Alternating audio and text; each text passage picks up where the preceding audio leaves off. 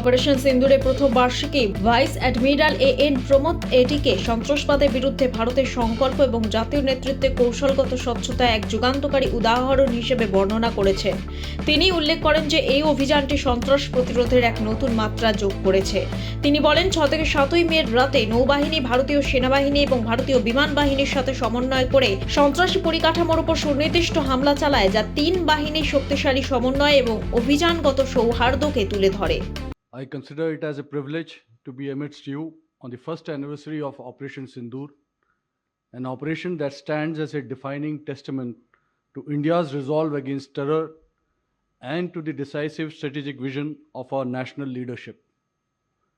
As we reflect on its conduct, lessons, and our preparedness for the future, we do so not merely on a highly successful operation, but on the emergence of a new dimension of deterrence, offensive in mindset, swift in response, precise in execution, and resolute in purpose.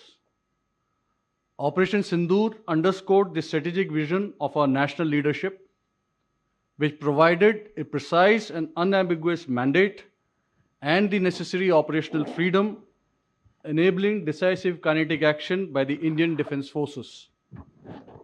In the immediate aftermath of the dastardly Pahalgam attack, the Indian Navy transitioned rapidly to combat readiness, deploying the Carrier Battle Group, surface action groups, led by potent indigenous frontline warships, submarine, aircraft, and special forces in an offensive posture in the northern Arabian Sea. On the night of 6-7 May, the naval personnel also participated in the precision strikes on terror infrastructure alongside the Indian Army and Indian Air Force, underscoring jointness. Suvendu Adhikari আত্মসহায়ক চন্দ্রনাথ রথের হত্যার তদন্তে এবার গঠন করা হলো বিশেষ তদন্তকারী দল বা সিট।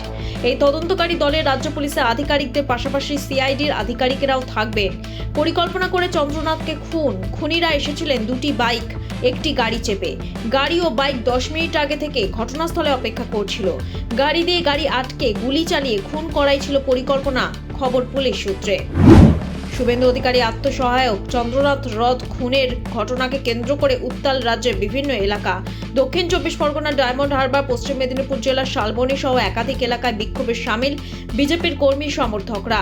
দোষীদের অবিলম্বে গ্রেফতারের দাবিতে পথে নামেন তারা।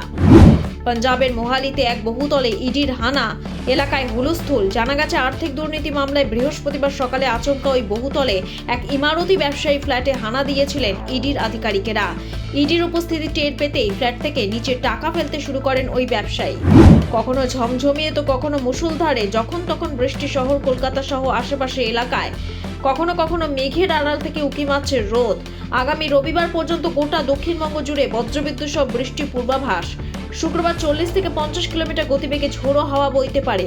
শনিবার বাংলায় একাধিক জেলায় কাল বৈশাখীর সম্ভাবনা রয়েছে। আপনার ভাগ্য বদলাতে প্রস্তুত তো?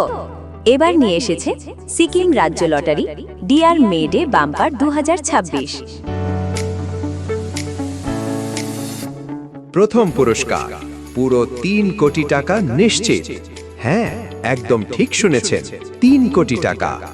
এছাড়াও থাকবে আরো অনেক পুরস্কার। আর সবচেয়ে বড় কথা, প্রথম পুরস্কার ড্র হবে শুধুমাত্র বিক্রি হওয়া টিকিটের মধ্য থেকেই। মোট পুরস্কারের সংখ্যা 25,000, মানে জেতার সুযোগ অনেক বেশি। টিকিটের মূল্য মাত্র 500 টাকা। খেলার তারিখ 16 মে 2026।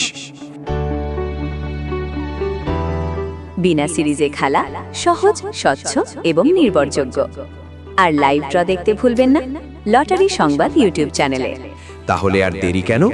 আজই কিনে ফেলুন আপনার টিকিট। হয়তো পরের কোটিপতি আপনি।